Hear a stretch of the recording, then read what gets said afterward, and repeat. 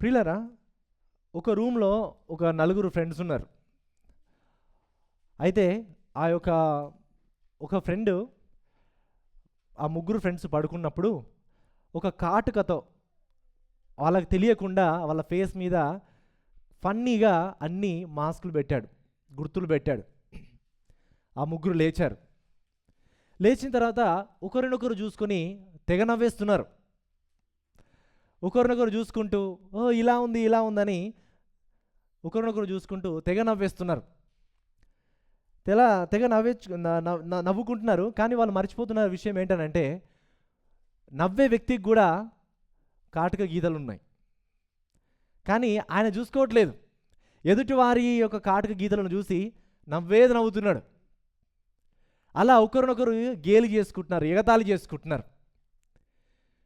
ప్రియులారా, ఈయన మొదటిగా తాను ఎలా ఉన్నాడో మొదటిగా చూసుకొని తన అద్దంలో చూసుకొని నాకు కూడా గీతలు ఉన్నాయి, నాకు కూడా మరకలు ఉన్నాయి, కాబట్టి నా ముఖమును కడుక్కొని నేను నా స్నేహితులకు వెళ్ళి చెప్తా వాళ్ళకు ముఖం మీద గీతలు ఉన్నాయని కడుక్కోమని చెప్తాను అని అంటే ఎలా ఉంటుంది? అలా కాకుండా వెంటనే ఎదుటి వాళ్ళలో ఉన్న గీతలు చూసి నవ్వుతూ ఎగతాళి చేస్తే ఎలా ఉంటుంది? చాలాసార్లు మనం ఏం చేస్తామంటే మన జీవితాన్ని మనం పరిశీలన చేసుకోకుండా ఎదుటి వారిలో ఉన్నటువంటి బలహీనతలని చూసి ఎగతాళి చేస్తాం, గేలి చేస్తాం, నవ్వుతుంటాం. చాలామంది ఒకవేళ నేను ఒక విషయం చెప్పాను అనుకోండి, మీ అందరికీ ఒక తెల్ల పేపర్ ఇచ్చి మీకు తెలిసినటువంటి కొంతమంది పాపుల పేర్లు రాయండి అని అన్నాను అనుకోండి. మీకు తెలిసినటువంటి పాపుల పేర్లు రాయండి అంటే మీరు పెద్ద లిస్టు రాస్తారు. ఆ లిస్టులో ఎవరెవరు ఉండొచ్చు? బహుశా అంటే మీ భార్య ఉండొచ్చు, మీ భర్త ఉండొచ్చు, మీ కుటుంబ సభ్యులు ఉండొచ్చు, మీ స్నేహితులు ఉండొచ్చు, మీ చుట్టుపక్కల ఉన్న వాళ్ళు ఉండొచ్చు, మీతో కలిసి పనిచేసే వాళ్ళు ఉండొచ్చు. పాపుల పేర్లు రాయమంటే మన చుట్టూ ఉన్న వాళ్ళందరి పేర్లు రాస్తాం, కానీ మన పేరు మాత్రం రాసుకోము కదా. రాస్తారా? రాయరు. మన చుట్టూ ఉన్న వాళ్ళందరూ పాపులే, నేను ఒక్కనే పరిశుద్ధుణ్ణి, నేను మంచివాణ్ణి అని చాలామంది తమ గురించి తాము ఆలోచిస్తుంటారు. ప్రియులారా, ఇది మనందరిలో ఉన్నది ఈ బలహీనత. మన యొక్క జీవితాన్ని గురించి మనం మొదటిగా పరిశీలన చేసుకోకుండా ఎదుటి వారిలో ఉన్నటువంటి బలహీనతలను, పాపాలను ఎత్తి చూపి వాళ్ళని ఎగతాళి చేస్తుంటాం, గేలి చేస్తుంటాం. కానీ ప్రియులారా, క్రైస్తవులమైన అలా ఉండకూడదు. క్రైస్తవులమైన మనం అందరము కూడా స్నేహితుల్లాగా క్రైస్తవ స్నేహం కలిగి, నిజమైన స్నేహం కలిగి ఎదుటివారి యొక్క తప్పులని ప్రేమతో, సాత్వికంతో సరిచేస్తూ అందరం కూడా కలిసి స్నేహితులుగా ఎదగాలి తప్ప ఒకరి యొక్క పాపాలను, లోపాలను చూస్తూ ఎత్తి పొడుస్తూ వారిని ఎగతాళి చేస్తూ గేలి చేస్తుంటే ఎలాంటి ప్రయోజనం ఉండదు. మనము బలహీనులము అని గ్రహించి ఎదుటివారి యొక్క మన బలహీనతను మనం బలపరుచుకుంటూ ఎదుటివారి యొక్క బలహీనతలను కూడా వారి బలహీనతలు వారికి తోడ్పడుతూ సహాయం చేస్తూ వారు కూడా కలిసి క్రీస్తును వెంబడించడానికి మనమందరం కూడా సహకరించాలి. కానీ అలా చేయడంలో చాలాసార్లు మనము విఫలమవుతున్నాం. ఈరోజు మనం చూడబోయేటువంటి వాక్య భాగంలో మనం చూసినట్లయితే ప్రియులారా, ఏ విధంగా మంచి అర్థవంతమైన ఆరోగ్యకరమైన క్రైస్తవ స్నేహాన్ని ఏ విధంగా కలిగి ఉండాలో ఈరోజు మనం వాక్యంలో చూడబోతున్నాం. గలతీయులకు రాసిన పత్రిక 6వ అధ్యాయము 3 నుంచి 5 వచనాలు చూస్తాం. గలతీయులకు రాసిన పత్రిక 6వ అధ్యాయము 3 నుంచి 5 వచనాల్లో ఈ విధంగా ఉంది. ఎవడైనను వట్టివాడయుండి తాను ఎన్నికైన వాడనని ఎంచుకొనిన ఎడల తన్ను తానే మోసపరచుకొనును. ప్రతివాడును తాను చేయు పనిని పరీక్షించి చూచుకొనవలెను. అప్పుడు ఇతరుని బట్టి కాక తనను బట్టియే అతనికి అతిశయము కలుగును. ప్రతివాడును తన భారమును తానే భరించుకొనవలెను కదా. ప్రియులారా, ఈ యొక్క 3 వచనాల్లో మనం చాలా జాగ్రత్తగా గమనించినట్లయితే సంఘంలో బలహీనులమైన మనం అందరం కూడా ఏ విధంగా ఒక ఆరోగ్యకరమైనటువంటి స్నేహాన్ని కలిగి ఉండాలో మనము ఈ యొక్క వచన భాగాల్లో మనం చూస్తుంటాం. అయితే ఈ వచన భాగాలు అర్థం కావాలంటే గత వారంలో అంటే అంతకన్నా రెండు వారం అంటే లాస్ట్ వారం కాకుండా అంతకన్నా ముందు వారం ప్రసంగించినటువంటి ప్రసంగాన్ని మనం జ్ఞాపం చేసుకోవాలి. మొదటి 2 వచనాలను చూసాం కదా, గలతీ రాసిన పత్రిక 6వ అధ్యాయంలో. ఆ 2 వచనం ఒకసారి చూద్దాం. సహోదరులారా, ఒకడు ఏ తప్పిదములోనైనను చిక్కుకొనేలా ఆత్మ సంబంధులైన మీలో ప్రతి వాడును తానును శోధింపబడునేమో అని తన విషయమై చూచుకొనుచు సాత్వికమైన మనసుతో అట్టివానిని మంచి దారికి తీసుకొని రావలెను. ఒకని భారములనొకడు భరించి ఈలాగు క్రీస్తు నియమమును పూర్తిగా నెరవేర్చుడి. ప్రియులారా, ఒకని భారములనొకడు భరించేటటువంటి ఆ యొక్క ఆలోచనకి కొనసాగింపుగా ఈ యొక్క 3 నుంచి 5 వచనాల్లో మనం చూస్తుంటాం. ఒకని భారములనొకడు ఏ విధంగా భరించాలి అంటే, క్రైస్తవ స్నేహం చేయడాన్ని బట్టి, స్నేహం కలిగి ఉండడాన్ని బట్టి ఒకని భారములను ఒకరు భరిస్తూ మనము ఎదగాలి. అందుకనే మన ప్రసంగం యొక్క ముఖ్య అంశం ఏంటంటే క్రైస్తవ స్నేహం. ఈ యొక్క క్రైస్తవ స్నేహంలో 2 ప్రాముఖ్యమైనటువంటి అంశాలను మనం చూడబోతున్నాం. ఈ క్రైస్తవ స్నేహంలో 2 ప్రాముఖ్యమైనటువంటి స్తంభములు. మొదటి స్తంభం ఏంటనంటే, స్తంభం అంటే తెలుసు కదా, ఇవి 2 ప్రాముఖ్యమైన 2 స్తంభములు. అవేంటి? మొదటిది, ఎదుటివారి కన్నా మనల్ని మనము తక్కువగా భావించాలి. ఇది 3వ వచనంలో చూస్తాం. రెండవదిగా, మన వ్యక్తిగత జీవితాన్ని పరిశీలన చేసుకోవాలి. ఇది 2వ స్తంభం. మొదటి స్తంభం గురించి చూద్దాం. ఎదుటివారి కన్నా మనల్ని మనము తక్కువగా భావించాలి. చూడండి, ఎదుటివారి కన్నా మనల్ని మనము తక్కువగా భావించాలి. 3వ వచనం చూడండి. ఎవడైనను వట్టివాడై ఉండి తాను ఎన్నికైన వాడనని ఎంచుకొనిన ఎడల తనను తానే మోసపరుచుకొనును. గమనించండి, ఇక్కడ ప్రాముఖ్యం గమనించండి. ఇక్కడ ఎవడైనను వట్టివాడై ఉండి అంటే, ఎక్కువ మంది మంచి స్నేహితులను మనం పొందుకోవాలంటే, ఎక్కువ మంది స్నేహితుల్ని మనం పొందుకోవాలంటే, ఎక్కువ మంది మనకు స్నేహితులు ఉండాలంటే మనం ఏం చేయాలంటే, మొదటిగా తగ్గింపు మనస్తత్వము మనలో ఉండాలి. అలా కాకుండా ఎప్పుడు కూడా మన గురించి మనం గొప్పలు చెప్పుకుంటూ ఉన్నామనుకోండి, తన స్నేహితులు ఏమంటారు, ఎప్పుడు వీడింతే, ఆయన గురించి ఆయనే గొప్పలు చెప్పుకుంటాడు, సెల్ఫ్ డబ్బా కొట్టుకుంటాడు, ఈయనతో ఎవరు స్నేహం చేస్తారు అని దూరం పెడతారు. ఇక్కడ చూడండి, ఎవడైనను వట్టివాడై ఉండి, తాను బలహీనుడై ఉండి, తాను ఎన్నికైన వాడనని, గొప్పవాడనని, నేను ప్రాధాన్యత గలవాడనని ఎంచుకుని నేనలా నీ మంచివాణ్ణి, గొప్పవాణ్ణి, అలా బలహీనుడై ఉండి గొప్పవాణ్ణి అని చెప్పుకుంటే తనను తానే మోసం చేసుకుంటున్నాడు. మోసం అనే పదం ఇక్కడ చాలా తీవ్రమైనటువంటి మాట.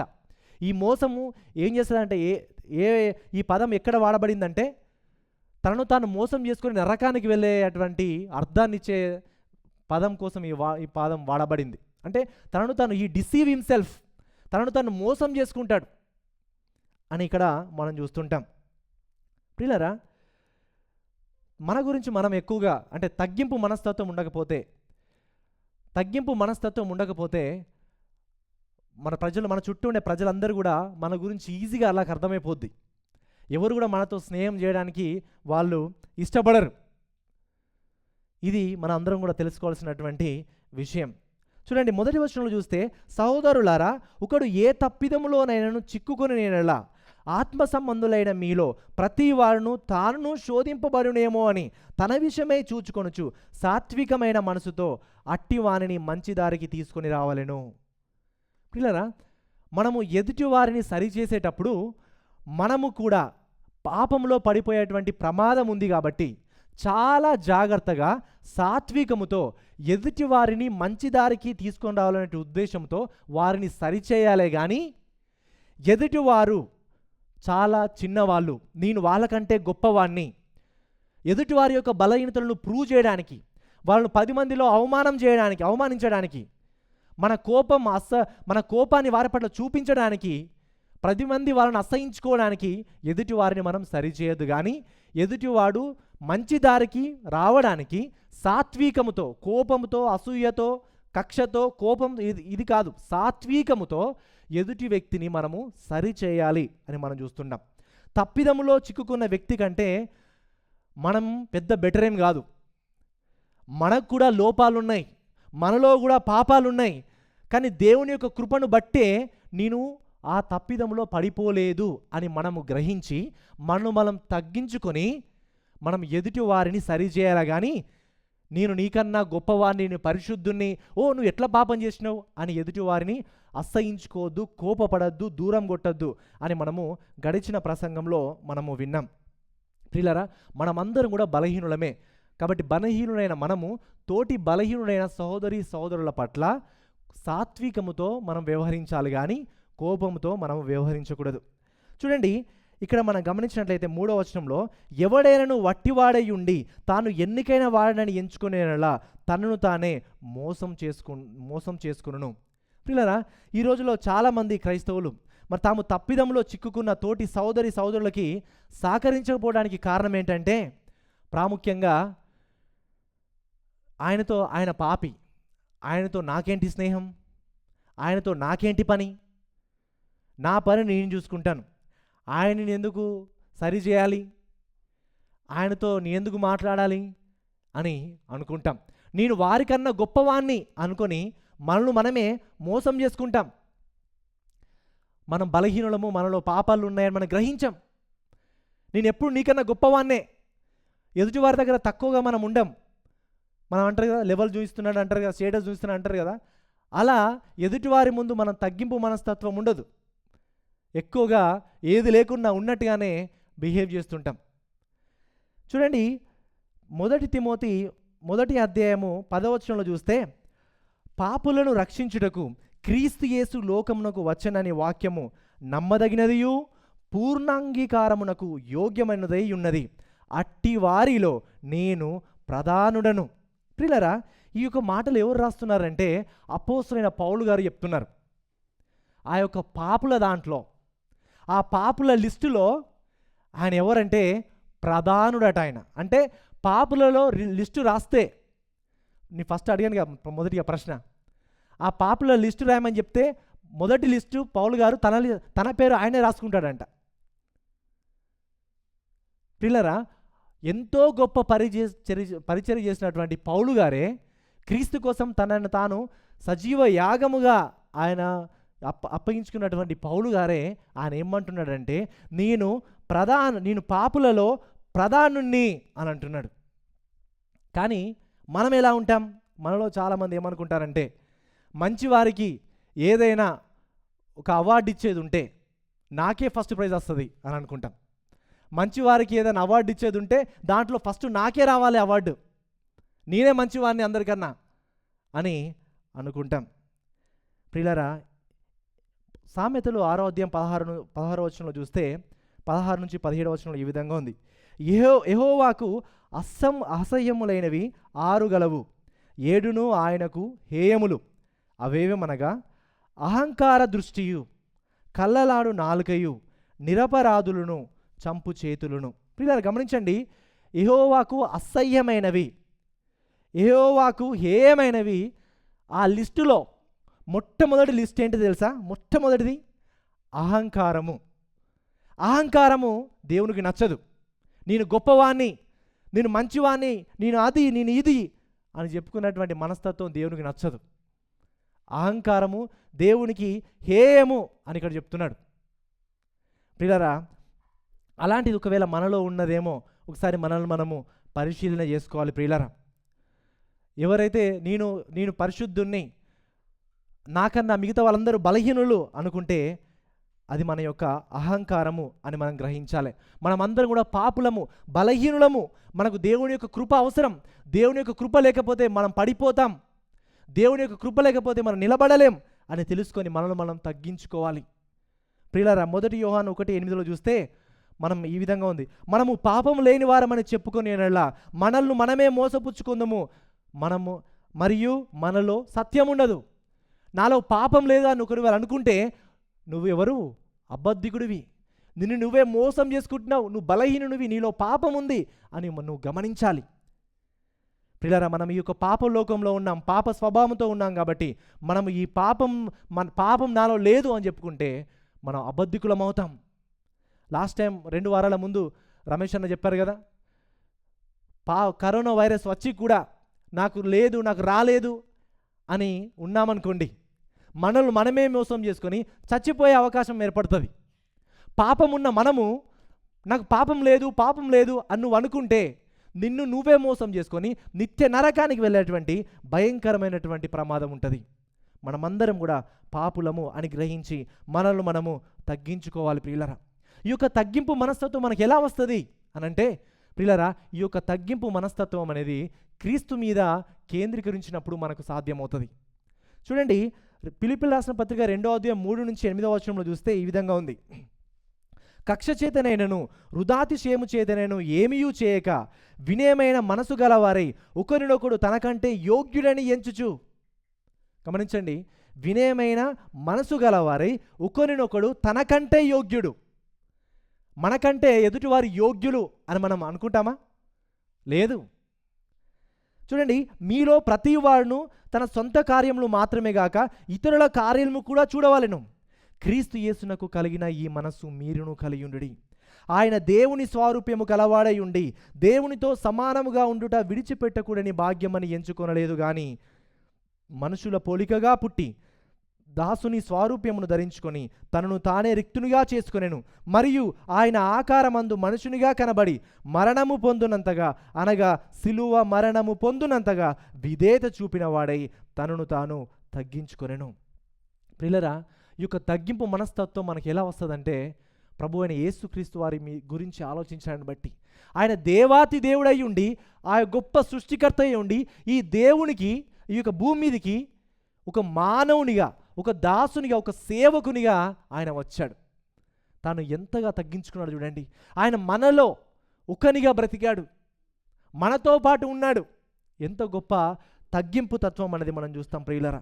మనం తగ్గించుకోవాలంటే క్రీస్తు యందు మనము కేంద్రీకరించాలి. ఆయన యొక్క తగ్గింపు ఎంత గొప్పదో మనం ఒకసారి తెలుసుకోవాలి. ఆయన తగ్గింపును బట్టి మనము కూడా తగ్గింపు కలిగి ఉండాలి అనే విషయాన్ని మనం ఇక్కడ గమనించాలి. కానీ చాలాసార్లు మనము ఈ యొక్క తగ్గింపు తత్వం మనలో ఉండదు. క్రీస్తు వలె మన యొక్క తగ్గింపు తత్వాన్ని మనం చూపించం ప్రియులారా. చాలామంది మనం అహంకారులై గర్విష్ఠులుగా ఉంటాం. చాలాసార్లు ఏమంటామంటే ఆయన ఎంత నా ముందు, నీ ఎంత చదువుకున్నాను, ఆయన ఎంత చదువుకున్నాడు, ఆయన ఉద్యోగం చేస్తున్నాడు, నేనేం ఉద్యోగం చేస్తున్నాను, నువ్వెంత నేనెంత అని చాలాసార్లు గర్విష్ఠులుగా మాట్లాడుతుంటాం. అహం, గర్వం అనేది చాలామందిలో ఉంటుంది ప్రియులారా. ఎక్కువ చదువుకున్నాడు అనుకోండి, మంచి ఉద్యోగం చేస్తున్నాడు అనుకోండి, గారు అంటారు. ఏం చదువుకోలేడు అనుకోండి, చిన్న ఉద్యోగం చేస్తున్నాడు అనుకోండి, ఏమంటారు? గాడు అంటారు కదా. సో ఈ విధంగా చాలాసార్లు మనము మనుషులకి మనం గర్విష్ఠులమై మన గర్వాన్ని, అహంకారాన్ని మనం చాలాసార్లు చూపెడుతుంటాం ప్రియులారా. మనకంటే గొప్ప ఉద్యోగాలు చేస్తున్న వారికి రెస్పెక్ట్ ఇస్తాం, కానీ మన కింద ఉద్యోగాలు ఎవరైతే చేస్తున్నారో వాళ్ళకి రెస్పెక్ట్ అసలుగా ఇవ్వం, వారిని అసహించుకుంటాం. ప్రియులారా, నీవెంత గొప్పవైనా సరే, ఎంత గొప్ప ఉద్యోగం చేస్తున్నా సరే, మనం ఒక సేవకునిగా ఉండాలి. మనం చాలా తగ్గింపు మనస్తత్వం కలిగి ఉండాలి ప్రియులారా. అయితే ఈ యొక్క తగ్గింపు మనస్తత్వం ప్రతి ఒక్క క్రైస్తవంలో ఉండాలి. కేవలం సేవకుల్లో మాత్రమే కాదు, ప్రతి ఒక్క క్రైస్తవంలో ఉండాలి ప్రియులారా. ఇలాంటి తగ్గింపు మనస్తత్వాన్ని బట్టి చాలామంది మనకు స్నేహితులు అవుతారు, మంచి ఫ్రెండ్స్ అవుతారు. ఇక్కడ నేను అబుదాబికి రాకన్నా ముందు ఇండియాలో కూడా పాస్టర్ గారిని కొన్ని సంవత్సరాలు చేస్తూ అంటే కొన్ని పరిచర్యలు నడిపిస్తుండేవాడిని. దాదాపు 4 సంవత్సరాలు children's ministry, youth ministry, pastors trainings అని 4 సంవత్సరాల వరకు కంటిన్యూస్గా సంవత్సరం అంతా పొడుగునా చేస్తుండేవాళ్ళం సిరిసిల్లాలో. అప్పుడు మేమే టీచర్స్, మేమే వంట వండేవాళ్ళం, మేమే బాత్రూములు కడిగేవాళ్ళం, మేమే అన్నీ ఊడ్చేవాళ్ళం, మేమే అన్ని పనులు చేస్తూ మేమే వస్తున్న 100 మంది స్టూడెంట్స్కి, 60-70 మంది స్టూడెంట్స్కి, పాస్టర్స్కి మళ్ళీ టీచ్ చేస్తుండేవాళ్ళం. ఇది మా గొప్పతనం కాదు, మాకు నేర్పించిన ఆ లీడర్స్ కూడా అలానే నేర్పించారు. తమను తాము తగ్గించుకుంటూ పరిచర్య చేయడం నేర్పించారు. పిల్లలు ఆ విధంగా 4 సంవత్సరాలు చేయడానికి దేవుడు గొప్ప కృప చూపించాడు. అది నా గొప్పతనం ఏం కాదు పిల్లల, కేవలం దేవుని యొక్క కృపను బట్టి, మాకు నేర్పించిన నాయకులను బట్టి ఆ విధంగా మేము చేయగలిగాం. ఇది నేను గొప్పవాణి అని చెప్పుకోవాలని చెప్పట్లేదు, కానీ ఇలాంటి మనస్తత్వం ఉండాలని బట్టి ఇప్పుడు మాకు వందల మంది మంచి క్రైస్తవ స్నేహితులు అయ్యారు. ఒకప్పుడు అలాంటి తగ్గింపు మనస్తత్వం అలా ఉండి అంతమంది పరిచయం చేశాం కాబట్టి, 100 మందికి ట్రైన్ చేసి పంపించాం కాబట్టి, ఇప్పుడు మాకు 100 మంది ఎక్కడికి వెళ్ళినా చాలామంది పాస్టర్స్గా మేము ట్రైన్ చేసిన వాళ్ళు చాలామంది చాలా ప్లేసెస్లో పాస్టర్స్ అయ్యారు, చర్చ్ ప్లాంటిస్ చేశారు. ఇప్పుడు వాళ్ళందరూ కూడా మాకు మంచి స్నేహితులు అయ్యారు. మనం తగ్గించుకుంటే మనం ఎక్కువ స్నేహితులను సంపాదించుకుంటాం. మా క్యాంపులో ట్రైన్ అయిన వాళ్ళు నరేష్, డేవిడ్ కూడా ఆ క్యాంపులో ఉన్నారు. పిల్లరా, అలాంటి మనస్తత్వం ఉండడాన్ని బట్టి చాలా స్నేహితులు మనం పొందుకుంటాం. మీకు తక్కువ స్నేహితులు ఉన్నారంటే కారణం ఏంటి తెలుసా? మీలో తగ్గింపు తత్వం లేదు, అహం, గర్వం బహుశా మీలో ఉంది కావచ్చు. మంచి క్రైస్తవ స్నేహితులను పొందుకోవాలంటే తగ్గింపు తత్వాన్ని మనం కలిగి ఉండాలి. సంఘంలో మనం అందరం కూడా మంచి స్నేహితులుగా ఉండాలంటే ఒకరినొకరు తగ్గించుకోవాలి. మనకంటే ఎదుటివారు గొప్పవాళ్ళు అని భావించాలి, మనకంటే ఎదుటివాళ్ళు యోగ్యులు అని మనము భావించాలి. ప్రియులారా, తనను తాను తగ్గించుకున్నవాడు హెచ్చించబడతాడు, హెచ్చించుకున్నవాడు తగ్గించబడతాడు. కాబట్టి మనం తగ్గించుకునేటువంటి మనస్తత్వాన్ని మనం కలిగి ఉండాలి. ప్రియులారా, ఈ విధంగా ఉంటే క్రైస్తవ స్నేహంలో మనం అందరం కూడా కలిసి ఎదగలుగుతాం. బహుశా మీరు అనుకోవచ్చు, ఈ యొక్క ప్యాసేజ్లో మనం చూస్తే ఎవరైనా తప్పిదము చేస్తే వారిని సరిచేయాలనుంది కదా. ఒకవేళ ఎందుకు నేను సరిచేయడం, ఎందుకు వచ్చిన తలనొప్పి, నేను సరి చేస్తే నన్ను ఏమని ఆయన అనుకుంటాడేమో, ఊరికే మరి నా గురించి ఏమని అనుకొని నన్ను దూరం పెడతాడు కావచ్చు, నా స్నేహం దూరం చేస్తాడు కావచ్చు అని బహుశా మీరు అనుకొని, బహుశా మీరు ఆ వ్యక్తి పాపంలో ఉన్నప్పుడు ఆయన మీరు సరి చేయకపోతే అది మీ తప్పిదమే అవుతుంది. ఎవరైనా పాపంలో బ్రతుకుతుంటే, తప్పిదంలో ఉంటే సాత్వికంతో, ప్రేమతో ఆయన సరి చేయాలి. ఫర్ ఎగ్జాంపుల్, ఒక గుడ్డివాడు స్పర్శ కూడా ఆయనకు సరిగా లేదు, స్పర్శ కూడా ఆయన కోల్పోయాడు. ఎదుటిగా స్ట్రేట్గా ఒక పెద్ద కాలుతున్నటువంటి అగ్నిలోనికి నడుస్తూ ఉన్నాడు, ఎదురుగా నడుస్తున్నాడు. అది నువ్వు చూసావు, నాకెందుకులే అని వదిలేస్తావా? ఎదురుగా అగ్నికి స్ట్రేట్గా నడుస్తున్నాడు, నాకెందుకులే, ఆయన ఏమని అనుకుంటాడు కావచ్చు, నేను ఆపితే ఆయనతో మాట్లాడితే ఏమని అనుకుంటాడు కావచ్చు, ఆయన ఆలోచిస్తామా? లేదు. వెంటనే వెళ్ళి ఆయన అగ్నిలో నుంచి మనం లాగేస్తాం కదా. ఎందుకు? ఆయన నీకు మానవత్వం ఉంటే, మనుషులమైతే మనం ఒక ఎదుటి వ్యక్తి కాలుతో మనము అగ్నిలోకి వెళుతున్నప్పుడు ఖచ్చితంగా ఆయన మనము ఆపివేస్తాం. కానీ ప్రియులారా, చాలాసార్లు మనం ఈ యొక్క విషయాన్ని మనం గ్రహించలేకపోతున్నాం. క్రీస్తును తెలుసుకోకుండా, క్రీస్తు యందు విశ్వాసం ఉంచకుండా మన కుటుంబంలో, మన స్నేహితులు, మన చుట్టుపక్కల ఉండేవాళ్ళు నిత్య నరకానికి వెళ్తున్నారు. కేవలం ఈ కనబడే అగ్నిలో కాలితే కేవలం శరీరం కాలుతుంది కావచ్చు, కానీ చాలామంది క్రీస్తును తెలుసుకోలేకుండా నిత్య నరకానికి వెళ్ళిపోతున్నారు. అక్కడ శరీరమును, ఆత్మయు ఎప్పుడు నిత్య నరకంలో కాలిపోబోతుంది. ఒకసారి గమనించండి, మీరు ఎంతో ప్రేమించినటువంటి మీ కుటుంబంలో ఉన్నటువంటి అమ్మా నాయన కానీ, మీ చెల్లెలు కానీ, మీ అన్న కానీ ప్రభుని తెలుసుకోలేకపోతే వాళ్ళు నిత్య నరకంలో కాలబోతున్నారు. మీకు అర్థమవుతుందా? వాళ్ళ నిత్య నరకంలో వాళ్ళు కాలబోతున్నారు. ఆ తీవ్రత మీకు అర్థమవుతుందా? ఏ విధంగా వారిని చూసి సంతోషిస్తారు మీరు ఇప్పుడు? ఏ విధంగా వారిని చూసి నాకెందుకులే అని ఏ విధంగా మీరు ఉండగలుగుతారు? భౌతికంగా ఇక్కడ అగ్ని అయితే నాకు కనబడుతుంది కదా, కాపాడుతాను అనుకుంటారు. కానీ చనిపోయిన తర్వాత వాళ్ళు నిత్య నరకానికి వెళ్ళబోతున్నారు. ఇది 100% సత్యం. క్రీస్తు యందు విశ్వాసం ఉంచకపోతే ఆ తీవ్రత మీలో ఉందా? ఒకసారి ఇమాజిన్ చేయండి, మీరేమో పరలోకంలో ఉండి మీ కుటుంబంలో ఉన్న వారు నరకంలో ఉంటే ఎలా ఉంటుంది? మరి ఎందుకు మీరు వదిలేస్తున్నారు? నాకెందుకులే అని చెబితే వినడు అని ఎందుకు మీరు వదిలేస్తున్నారు? ప్రియులరా, మీ కుటుంబంలో ఉన్నవారు ఎవరైనా క్రీస్తుని తెలుసుకోలేకపోతే గోజాడండి, ప్రార్థించండి, రిక్వెస్ట్ చేయండి, బతిమిలాడండి. ప్రభు యందు విశ్వాసం ఉంచడానికి మీ సాయశక్తుల మీ ప్రయత్నం చేయండి, దేవుని మీద ఆధారపడండి, ప్రార్థన చేయండి, కానీ వదిలిపెట్టకండి. వాళ్ళు నిత్య నరకంలో కాలబోయే కన్నా ముందే అవకాశం ఇంకా మీకు ఉంది చేతుల్లో. వాళ్ళు మీతో పాటు ఉన్నారు, మీ దగ్గర ఉన్నారు. ఒకరిని అగ్నిలో నుంచి లాగినట్టు లాగండి.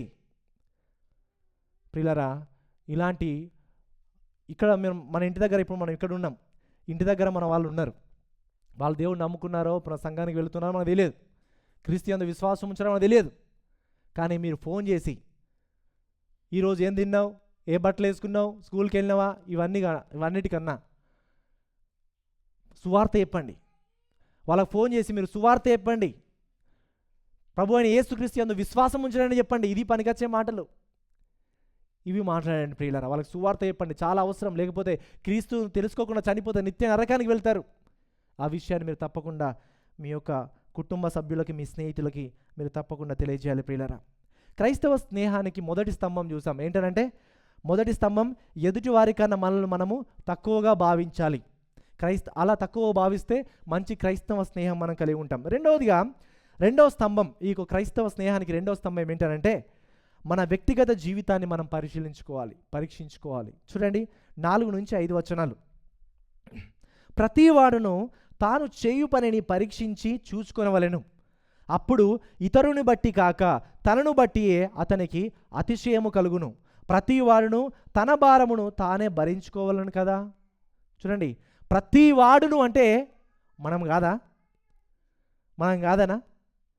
మనము కూడా. ప్రతివాడును అంటే మనమందరము కూడా మనం చేసే పనిని పరీక్షించి చూసుకోవాలి. పరీక్షించడం అంటే చాలా డీటెయిల్గా, లోతుగా ఆలోచించి పరిశీలన చేసి అసలు నేను ఏ పని చేస్తున్నాను, ఏం ఆలోచిస్తున్నాను అని పరిశీలన చేసుకోవాలి. నా జీవితం ఏ విధంగా ఉంది, నా తలంపులు ఏ విధంగా ఉన్నాయి ఆలోచన చేయాలి. అప్పుడు ఇతరుని బట్టి కాక తనను బట్టి తానికి అతిశయం, సంతోషం కలుగుతుంది అని చెప్తున్నాడు. ప్రతి వాడును తన భారమును తానే భరించుకోవాలని కదా అనే విషయాన్ని మనం ఇక్కడ చూస్తుంటాం. గమనించండి, ప్రతి విశ్వాసి యొక్క ప్రాథమికమైనటువంటి పని ఏమిటంటే ఎదుటి వారిని సరిచేసే కన్నా ముందు మన యొక్క జీవితాన్ని మనం మొదటిగా పరిశీలన చేసుకోవాల్సినటువంటి ఆవశ్యకత ఎంతైనా ఉంది. తప్పిదంలో చిక్కుకున్న తోటి సోదరులను సరిచేసే కన్నా ముందు మన యొక్క జీవితాన్ని మనం మొదటిగా సరి చేసుకోవాలి. ఎదుటి వారిని సరిచేసే కన్నా ముందు మొట్టమొదటిసారిగా మనం సరి చేసుకుంటే అది మనకి ఎంతో మంచిది. ప్రియులారా, మనం చాలాసార్లు ఏం చేస్తామంటే ఎదుటి వారిని సరి చేస్తున్నప్పుడు కొన్నిసార్లు కోపంతో మాట్లాడుతుంటాం, గర్వంతో మాట్లాడుతుంటాం. ఎదుటి వారి యొక్క బలహీనతలను తెలియజేయాలి, ప్రజలందరికీ బట్టబయలు చేయాలి అని ఎంతో ప్రయత్నాలు చేస్తూ ఉంటాం. కానీ ఆ విధంగా మనము ఉండకూడదు. ఎలా చేయాలంటే సాత్వికముతో, ఎందుకు మంచి దారికి తీసుకురావడానికి మనము చేయాలి అని మనం చూస్తున్నాం. చూడండి, ఎదుటి వారిని సరిచేసే కన్నా ముందు మన యొక్క బలహీనతలో మనకేమైనా బలహీనతలు ఉన్నాయా మనం పరిశీలన చేసుకోవాలి. నేను ఎదుటి వారిని సరిచేసేటప్పుడు ఏదైనా పాపంతో చేస్తున్నానా, కోపంతో చేస్తున్నానా అని కూడా మనల్ని మనము పరిశీలన చేసుకోవాలి. ప్రియులారా, మనం గమనించినట్లయితే వాక్యంలో మనం చూస్తే ఈ యొక్క 2 వచనాల్లో మనం చూస్తే ప్రత్యేకించి ప్రతి వాడును తాను చేయు పనిని పరీక్షించి చూసుకొని వాళ్ళను అని అంటే పైన సరి చేసుకోవాలి. పైన ఏం చెప్పాడు? పైన వచనాల్లో ఎవరైనా తప్పిదంలో పడిపోయి ఉంటే వారిని మంచి దారికి తీసుకురావడానికి మీరు సరిచేయాలని చెప్తున్నాడు కదా.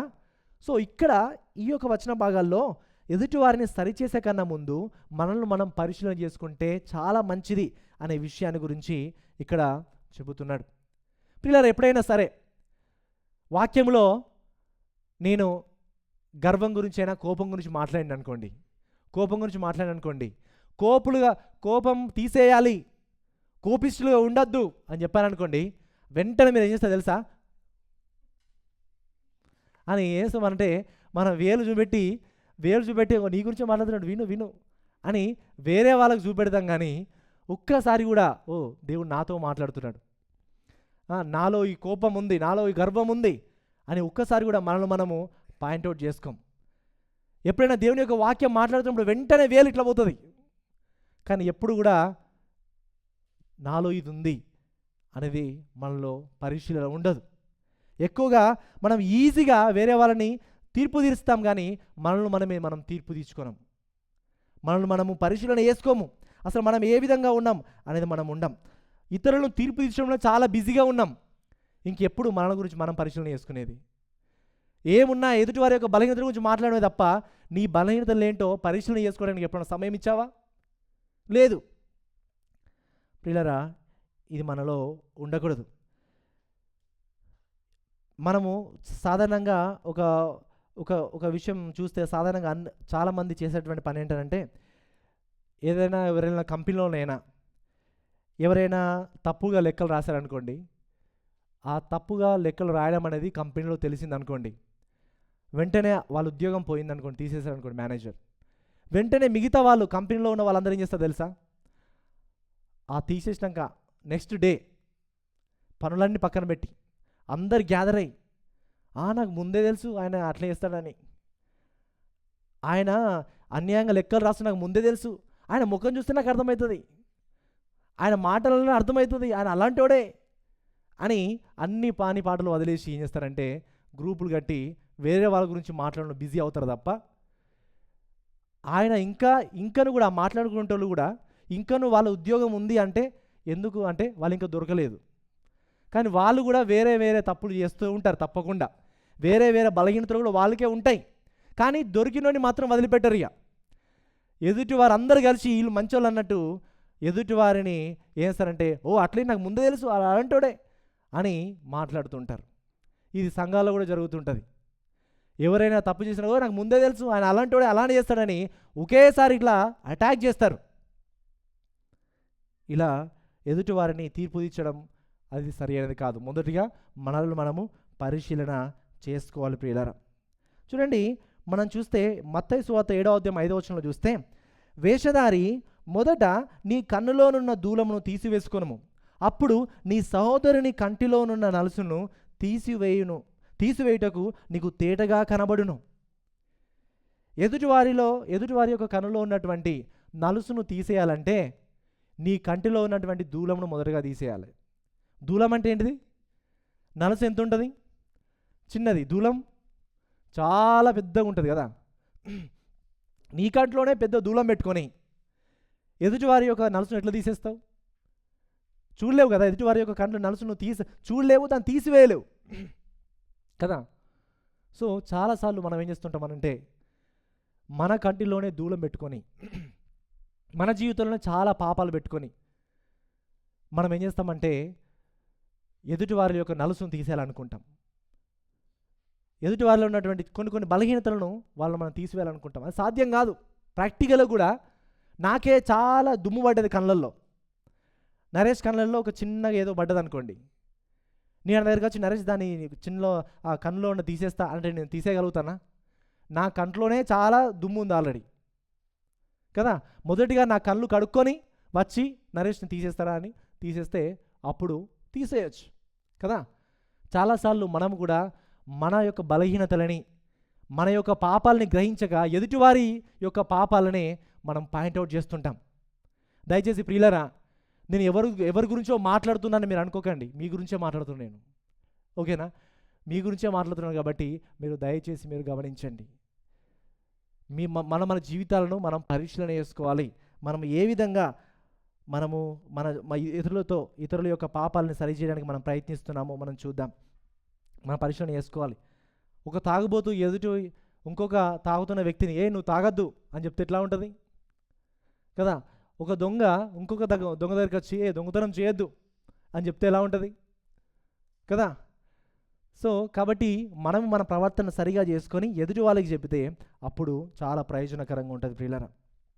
అయితే చాలామంది ఇలాంటి ఇంతకుముందు డేవిడ్ ప్రార్థనలో చేసినటువంటి విషయం, మరి చాలామంది వేషధారులుగా ఉన్నారు.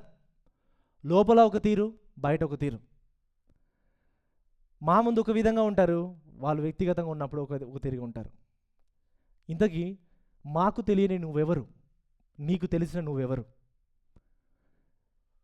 నువ్వు మోసం చేసుకోకు.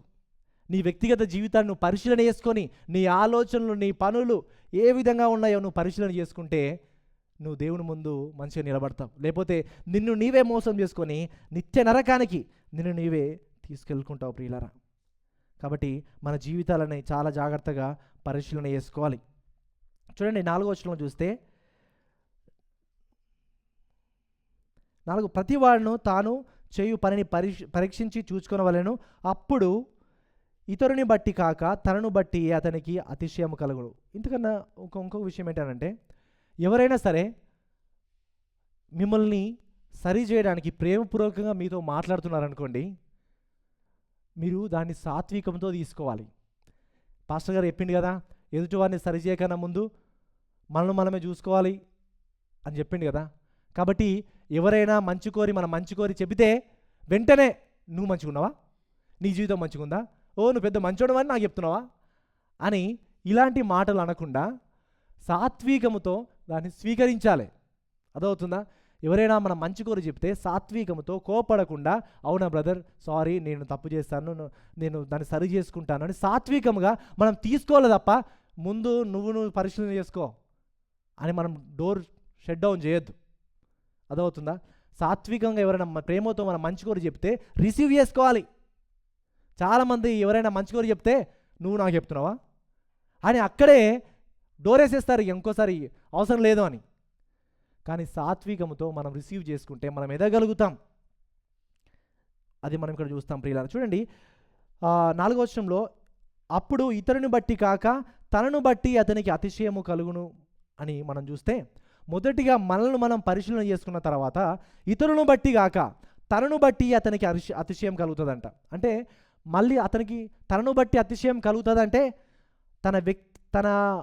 తనను బట్టి కాదని కాదు, కానీ క్రీస్తును బట్టి అతిశయం కలుగుతుందని చూస్తాం మనం ఇక్కడ. చూడండి, ప్రతి వాడును మీరు గలతి రాసిన పత్రిక 6వ అధ్యాయం 4వ వచనం చూస్తే, 14వ వచనం చూస్తే ఈ విధంగా ఉంది. అయితే మన ప్రభు అయిన యేసుక్రీస్తు శిలువయందు తప్ప మరి దేని యందును అతిశయించుట నాకు దూరమవును గాక.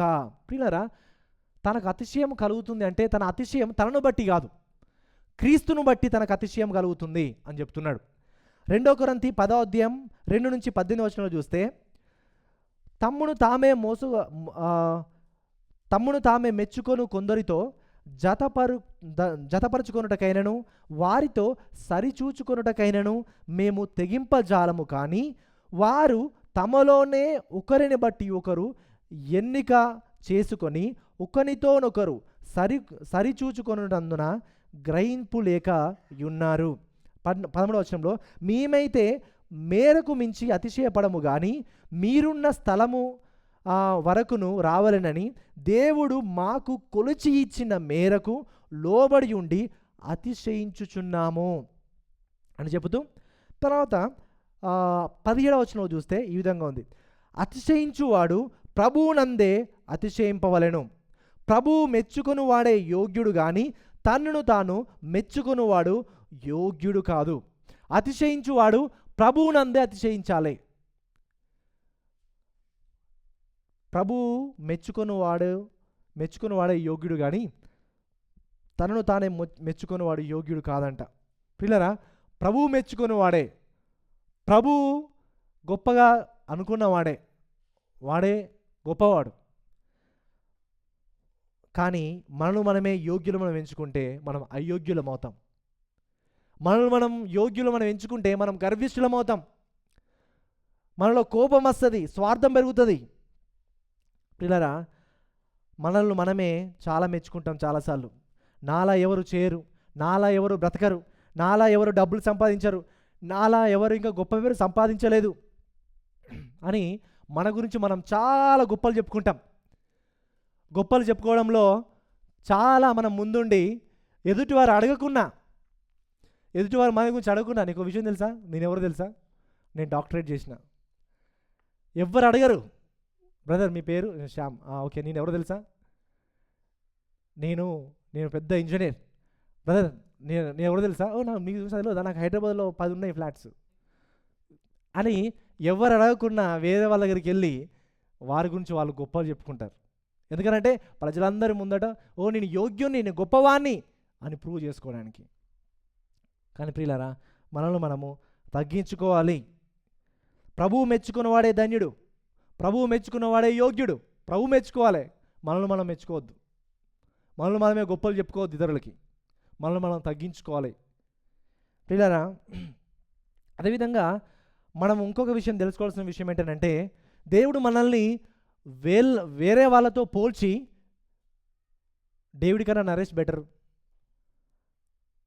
లేకపోతే ఇలా ఒకరితో ఒకరు పోల్చి దేవుడు అనడు. దేవుడు అట్లా పోల్చాడు. దేవుడే మనల్ని వేరే వాళ్ళతో పోల్చినప్పుడు మరి మనం ఎందుకు ఇతరులను వేరే వాళ్ళతో పోల్చాలి? దేవుడు మనల్ని వేరే వాళ్ళతో పోల్చాడు. వ్యక్తిగతంగా మనల్ని ప్రేమిస్తాడు, వ్యక్తిగతంగా మనల్ని ఆయన ప్రేమిస్తాడు, చూసుకుంటాడు. కానీ ఆయన ఏచి నువ్వు ఇట్లా బ్రతికినావు, నీకన్నా గ్యారీ బెటరు అని అన్నాడు. అర్థమవుతుందా? కాబట్టి మనము కూడా వేరే వాళ్ళని ఒకరితో పోల్చొద్దు. ఒకరినొకరితో పోల్చకుండా మనం అందరం కూడా ఒక తగ్గింపు మనస్తత్వాన్ని కలిగి ఉండాలి ప్రియులారా. 2 కొరింథీ 10:12 చూస్తే, తమ్మును తామే మోసపుచ్చుకొను కొందరితో జతపరుచుకొనుటకైనను వారితో సరిచూచుకొనుటైనను మేము తెగింపజాలము కానీ. ఎవరితో సరిచూసుకున్నట్టు జతపరచుటకైనా మీ తెగింపజాలం అంటున్నాడు. వారు తమలోనే ఒకరిని బట్టి ఒకరు ఎన్నిక చేసుకొని ఒకరితోనొకరు సరిచూచుకొనున్నందున గ్రహింపు లేకై ఉన్నారు. వాళ్ళ వీళ్ళతోనే సరిపూడ్చుకోవడానికే అయిపోతుంది సమయం. తమను తాము పరిశీలించుకునేటువంటి సమయం ఎక్కడిది? చూడండి, ఇంకా తమను తామే ఇతరులతో సరిపోల్చుకొని తృప్తి పడుతున్నారే, నేను వాళ్ళకన్నా బెటరు, నేను జోసెఫ్ కన్నా చాలా బెటరు. ఆయన ఒక 10 నిమిషాలే ప్రార్థన చేస్తాడు, నేను గంట సేపు ప్రార్థన చేస్తా అని ఎదుటి వాళ్ళతో పోల్చుకొని నేనే గొప్పవాడిని, నేను ఆత్మీయునని మీరు అనుకుంటే మీ ఆత్మీయతకి అక్కడే మీరు షట్ డౌన్, అక్కడే మీరు స్టాప్ చేస్తున్నారు మీ ఆత్మీయతని. మీరు ఎంత ఎదిగినా, ఎంత ఆత్మీయులైనా తగ్గింపు కలిగి ఉండాలి. నేను వాళ్ళకంటే బెటరు, వీళ్ళకంటే బెటరు అని అట్లా మనం ఫీల్ కావద్దు. ఓకేనా? తర్వాత 5వ వచనంలో చూస్తే, ప్రతి వాడును తన భారమును తానే భరించుకొనవలెను కదా. 2వ వచనంలో చూస్తే మరి ప్రియులారా, 2వ వచనంలో ఏమనుంది? ఒకని భారమును ఒకడు భరించి ఈలాగు క్రీస్తు నియమం నెరవేర్చాలనుంది కదా. మరి 2వ వచనంలో ఒకని భారమును ఒకడు భరించాలనుంది. కానీ 5వ వచనంలో ప్రతి వాడును తన భారమునే తాను భరించాలని అని ఉంది కదా. మరి రెండింటికి వ్యతిరేకమా? ఒకదానికొకటి వ్యతిరేకంగా అవి చెబుతున్నాయా? కాదు. చూడండి, 5వ వచనంలో మనం 2వ వచనంలో చూస్తే ఈ భారమునకు అర్థం ఏంటంటే గ్రీక్లో దీనికి వాడబడినటువంటి పదం ఏంటంటే ఓ కాడిని ఎంతమంది మోస్తారు? 4 మోస్తారు కదా, శవము కాడి. దానిని ఒకడే మోయలేడు కాడిని కదా. ఈ కాడిని గురించినటువంటి పదాన్ని వాడారు అన్నట్టు. అంటే మనం అందరం కలిసి క్రీస్తు యొక్క కాడి మోయాలి. అంటే ఒకరి యొక్క భారంలో కూడా మోయడం అంటే మనం అందరం కలిసి క్రీస్తు యొక్క కాడి మనం అందరం కలిసి మోయాలి అనేటువంటి పదము 2వ వచనంలో వాడబడిన పదం. 5వ వచనంలో వాడబడిన పదము భారమునకు పదం అర్థం ఏంటంటే ఆ గ్రీక్ పదానికి ఏదో చిన్న హ్యాండ్ బ్యాగ్ అన్నట్టు. చిన్న హ్యాండ్ బ్యాగ్ అంటే తన యొక్క భారము చాలా చిన్నది. తన భారములు, తన వ్యక్తిగత జీవితం గురించి తాను కూడా లెక్క చెప్పవలసినటువంటి ప్రాముఖ్యత ఉన్నది. తన భారమును తాను మోసుకోవాలను కదా, తన పరిశుద్ధతను తాను కాపాడుకోవాలని కదా అని ఉద్దేశం అన్నట్టు. అదవుతుందా? తన యొక్క వ్యక్తిగత పరిశుద్ధతను తాను కాపాడుకోవాలని కదా, తన యొక్క భారాన్ని తాను మొయ్యాలి కదా అని ఈ యొక్క 5వ వచనంలో మనం ఇక్కడ చూస్తుంటాం ప్రియులారా. చూడండి, ఎందుకనంటే దేవుడు ప్రతి ఒక్కరి జీవితాన్ని బట్టి ఆయన తీర్పు తీర్చబోతున్నాడు. 2 కొరింథీ 5:10లో, ఎందుకనగా తాను జరిగించిన క్రియల చొప్పున అవి మంచివైనను సరే చెడ్డవైనను సరే దేహముతో జరిగించిన వాటి ఫలమును ప్రతివాడును పొందునట్లు మనమందరమును క్రీస్తు న్యాయపీఠం ఎదుట ప్రత్యక్షము కావలెను. ప్రియులారా, ప్రతి ఒక్కరం కూడా క్రీస్తు యొక్క న్యాయపీఠం ఎదుట ప్రత్యక్షం కాబోతున్నాం. అప్పుడు మనం ఆలోచించిన ఆలోచనలకి, మాటలైన మాటలకి, చేసిన పనులకి ప్రతిది కూడా దేవుడు జడ్జిమెంట్ ఇవ్వబోతున్నాడు, తీర్పు ఇవ్వబోతున్నాడు. ఈ భూమి మీద దేవుడు మనందరినీ కూడా ఒక ప్రత్యేకమైన ఉద్దేశంతో పుట్టించాడు. దేవుడు మనల్ని పంపించిన ఉద్దేశాన్ని మనం నెరవేర్చామా లేదా? దేవుడు మనకిచ్చినటువంటి జీవితంలో దేవుని కోసం మనం బ్రతికామా లేదా? దేవుడు మనకిచ్చినటువంటి శక్తి సామర్థ్యతలను, ధనాన్ని, మన యొక్క ఆరోగ్యాన్ని దేవుని యొక్క మహిమ కోసం వాడామా లేదా అని దేవుడు ఒకరోజు తీర్పు తీర్చబోతున్నాడు. దేవుని యొక్క న్యాయపీఠం ఎదుట మనమందరం కూడా ప్రత్యక్షం కాబోతున్నాం. కాబట్టి ప్రియులారా, మనమందరం కూడా మన జీవితాలను బట్టి దేవుని యొద్ద లెక్క అప్పచెప్పాలి. ప్రియులారా, చాలామంది కొంతమంది అనుకుంటారు, మా అమ్మ నాన్న వాళ్ళు మంచి క్రైస్తవులు కాబట్టి వారిని బట్టి దేవుడు నన్ను క్షమిస్తాడు కావచ్చు. మేము చాలా చర్చ్ బిల్డింగ్స్ కట్టించినాం మా కుటుంబం వాళ్ళు, మేము అనాథాశ్రమం పెట్టినాం మా అమ్మ నాన్న వాళ్ళు మా తాతల వాళ్ళు, కాబట్టి వాళ్ళని బట్టి దేవుడు నన్ను క్షమిస్తాడు, మేము అంత స్పిరిచువల్ ఫ్యామిలీ మాది అని బహుశా మీరు అనుకోవచ్చు. నో, దేవుడు తీర్పు తీర్చేటప్పుడు ఇక్కడేమవుతుంది, ఎక్కడికైనా ఆఫీస్కి వెళ్ళాలంటే మీరు శ్యామ్ వల్ల అన్నయ్యనా, ఓకే లోపలికి రండి అంటే మీ ఇంట్లోకి రానిస్తారు ఎవరన్నా. మీ ఇంటికి ఎవరైనా వచ్చారనుకోండి, మీ నా బంధువులను వచ్చారనుకోండి, నేను మీ అందరికీ తెలుసు కాబట్టి మా బంధువులను వస్తే, ఓ ఇలా శ్యామ్ వల్ల బంధువులా, ఓకే రండి అని లోపలికి రానిస్తారు. కానీ దేవుడు అలా కాదు. పరలోక రాజ్యంలో ఓ మీరు ఈ ఫ్యామిలీయా, ఓ నువ్వు ముందు చెప్పాలి కదా నువ్వు ఆ ఫ్యామిలీ అని, లోపలికి రా అని అన్నాడు. అర్థమవుతుందా? మనము మన అమ్మ నాన్నలు దేవుడిని నమ్ముకున్నంత మాత్రాన నువ్వు పరలోకం పోవు. మీ తాతలు దేవుడిని నమ్ముకున్నంత మాత్రాన నువ్వు పరలోకం పోవు. ఎవరి యొక్క జీవితం వాళ్ళదే తీర్పులోకి వస్తుంది. అర్థమవుతుందా? ఎవరితో సంబంధం లేదు. నీ జీవితం నిన్ను బట్టే తీర్పులోనికి వస్తుంది. కాబట్టి నీవు ఏ విధంగా బ్రతికావు, నీవు ఏ విధంగా ఆలోచించావు, నీవు ఏ విధంగా మాట్లాడావు, నీ ప్రవర్తన ఏ విధంగా ఉన్నది అనే దాన్ని బట్టే దేవుడు తీర్పు తీరుస్తాడు. కాబట్టి మనలందరం కూడా మనల్ని మనం పరిశీలన చేసుకోవాలి ప్రియులారా. ఒకరోజు ఆ తీర్పు దినం ముందు నిలబడితే, దేవా నువ్వు నాకు అప్పచెప్పినటువంటి పని నేను నమ్మకంగా చేశాను అని చెప్పేటువంటి ధైర్యం మీలో ఎంతమందిలో ఉంది? దేవా నువ్వు నాకు అప్పచెప్పిన పని నేను నెరవేర్చాను అని చెప్పగలుగుతావా? దేవా నువ్వు నాకు ఇచ్చినటువంటి పరిశుద్ధతని నమ్మకంగా కాపాడుకున్నాను అని ఎవరైనా చెప్పగలుగుతారా? పిల్లరా, దేవుని యొక్క తీర్పు ఇంకా రాకన్నా ముందే, మనం మరణించకన్నా ముందే, క్రీస్తు రాకన్నా ముందే మనం పాపులము బలహీనులు మనం తెలుసుకొని పశ్చాత్తాపడితే దేవుడు మనల్ని క్షమిస్తాడు. మన పాపాలను అన్ని క్షమించి క్రీస్తుని బట్టి ఆయన మనల్ని పరలోకం తీసుకుంటాడు. పిల్లరా, అందుకనే మరి దేవుడు మనకి ఇచ్చినటువంటి జీవితంలో దేవుని మహిమ కోసం మనం బ్రతుకుతున్నామా లేదా ఒకసారి మనం పరిశీలన చేసుకోవాలి ప్రియులారా. దేవుని యొక్క తీర్పు నుంచి ఎవరు కూడా తప్పించుకోలేరు. నా కళ్ళు కప్పి మీరు పాపం చేయొచ్చు, నా కళ్ళు కప్పి మీరు దేవునికి వ్యతిరేకంగా బ్రతకచ్చు, కానీ దేవుని యొక్క కళ్ళు మీరు కప్పలేరు ప్రియులారా. పాస్టర్ గారి యొక్క కళ్ళు కప్పి మీరు ఇష్టం ఉన్నట్టుగా బ్రతకచ్చు, ఇష్టం ఉన్నట్టుగా చేయొచ్చు.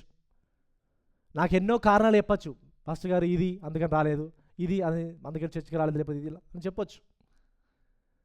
పాస్టర్ గారు నాకు చెప్తుంటారు, పాస్టర్ గారు ఈరోజు నేను చర్చికి రాలేదు ఎందుకంటే క్రికెట్ మ్యాచ్ ఉంది, ఇండియా పాకిస్తాన్ మ్యాచ్, అందుకని నేను ఈరోజు క్రికెట్ రాలేదు, అందుకని చర్చికి రాలేదు.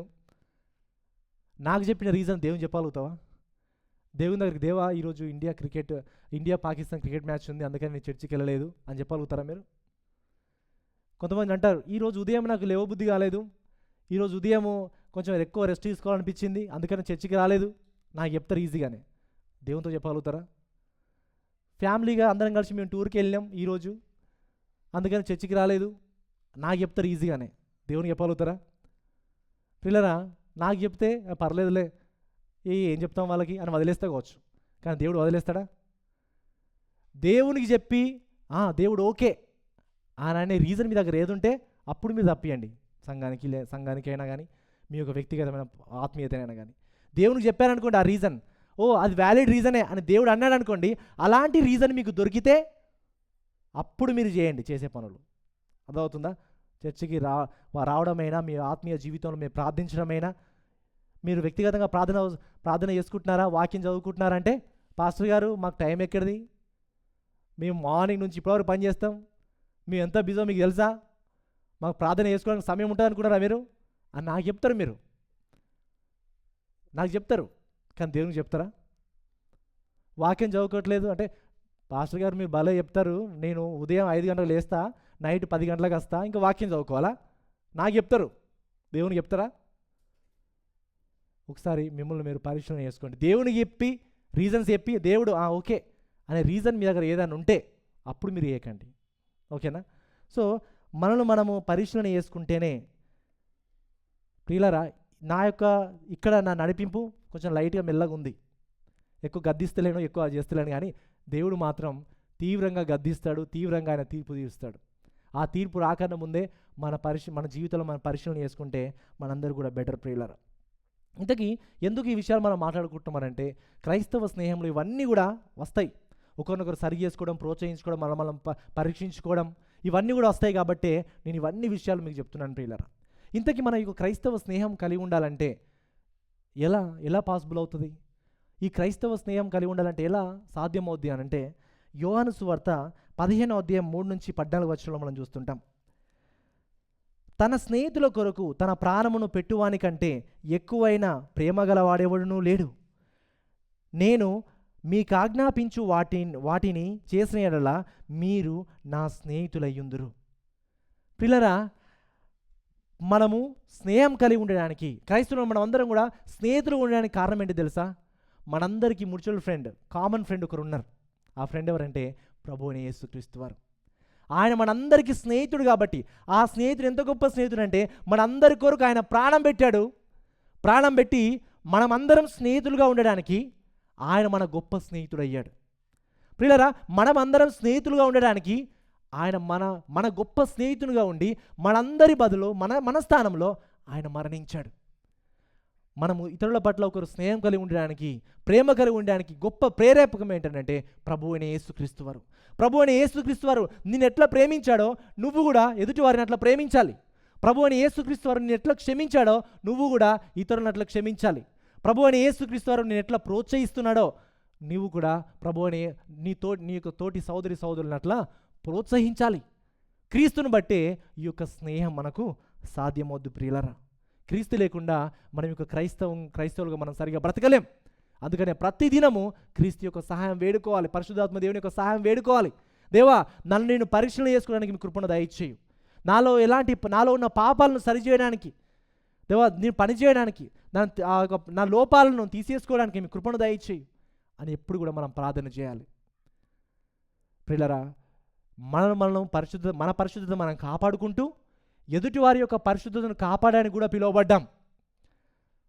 మన పరిశుద్ధత నాకెందుకు వేరే వాళ్ళ జీవితం గురించి అనగానికి కాదు. మన పరిశుద్ధతను మనం కాపాడుకుంటూ ఎదుటి వారు కూడా పరిశుద్ధతలో ఎదగడానికి మనం సహకరించాలి.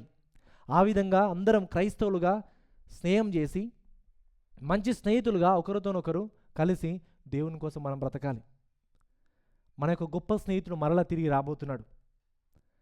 ఆయన వచ్చినప్పుడు మనమందరం కూడా ఆయన స్నేహితులుగా ఎత్తబడి ఆయనతో పాటు యుగయుగములు మనం ఉండబోతున్నాం. కాబట్టి ఆ గొప్ప నిరీక్షణ కలిగి మన సంఘంలో ఇంకా స్నేహాన్ని మనం పెంచుకుందాం. ఒకరి గురించి కూడా తెలుసుకుందాం. మీలో ఎంతమందికి తెలుసు పేర్లు? ఒక 10 మంది పేర్లు చెప్పగలుగుతారా మన సంఘంలో? ప్రియులరా, ఎక్కువ క్రైస్తవ స్నేహాన్ని కలిగి ఉందాం. ఒకరి గురించి కూడా తెలుసుకుందాం, ప్రార్థన చేద్దాం, ప్రోత్సహిద్దాం. ఈ విధంగా సంఘంలో అందరం కూడా ఒకే కుటుంబంగా క్రీస్తు సేవకులుగా అందరం క్రీస్తు యొక్క స్నేహితులుగా కలిసి బ్రతుకుదాం. దేవుడి యొక్క వాక్యం దీవించి ఆశ్రయించును గాక.